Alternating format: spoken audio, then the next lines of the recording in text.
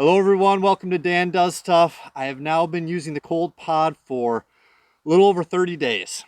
Let's do a little temp check so you can see where we're at. Outside temp, 25. Water,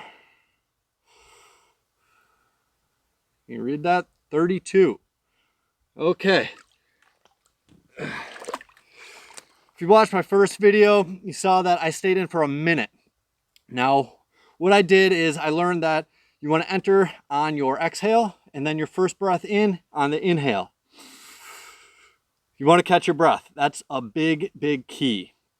Now, over the course of this past month, I've been doing 3 to 4 times a week, varying times, but I've been building on it each time I go in. So what I would do is, if I did a minute, the next time I wanted to do it, I bumped it up to 2 minutes and so on and so forth.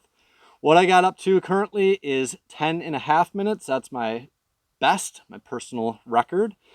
And it kind of just depends on the time of day, but typically I don't do 10 minutes every single time, but if I'm feeling in the mood, I definitely do it. What's interesting about the cold pod is what you'll do if you're not moving. I talked about that thermal barrier that your body creates. So right now we're at about 1 minute and 25 seconds. And around that time is when my body creates that thermal barrier and I feel a lot more comfortable. It's that first minute and a half, which is painful. And you're gonna feel it, for me, in my toes and in my hands. That's why I keep my hands clenched, just to keep the warmth in there. You can do neoprene boots or neoprene gloves if that helps.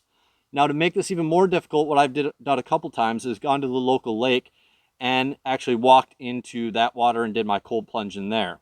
Now, what's different about the lake when it was windy is you get movement of the water. What that does is it knocks out that thermal layer that your body creates of sitting in this cold water. And that makes it a lot more difficult.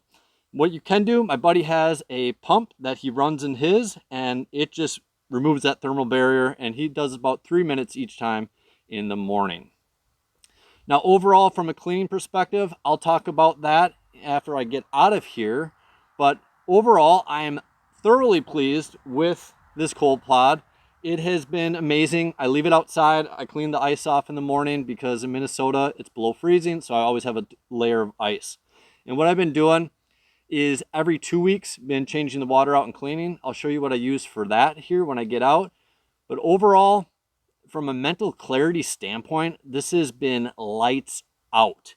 If you have any mental just health issues, I would highly recommend getting a cold pod, exercising, eating right, and sleeping right before you go to a therapist and spend $200.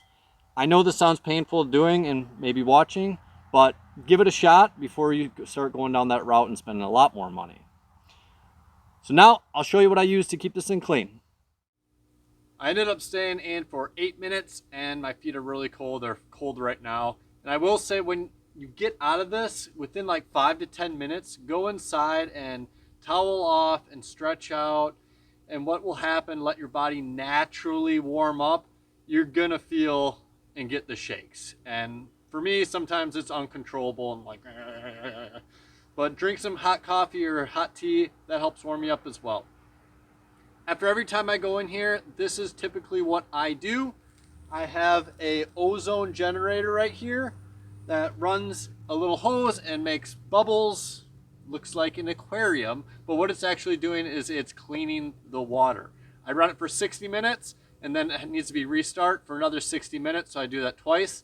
This retails for like 40-50 bucks on Amazon. I can put a link in the description. What I have here is an Intex filter for my above ground pool for my kiddos. And what I did is I just rigged it, just added a little PVC adapter to the drain pipe that we have down on the bottom of the cold pod, and turn on the pump and it just runs through the filter, and leave that on for 4 to 5 hours. It depends. I run it really long when I'm cleaning it just because it reacts to all the iron in my water and it turns it brown, so it just needs to be extra clean. There are other options. You can add chlorine tablets. There's some spa tablets. People do hydrogen peroxide. My hands are cold. And that helps to just clean the water. But regardless, after 2 weeks, what I do is I empty all the water out, and I'll take some boiling water and mix it with a little bit of cold water that's in the bottom there, dump it in with some dish soap, and just scrub the heck out of the sides. and the bottom and drain it, and then rinse it again with the hose.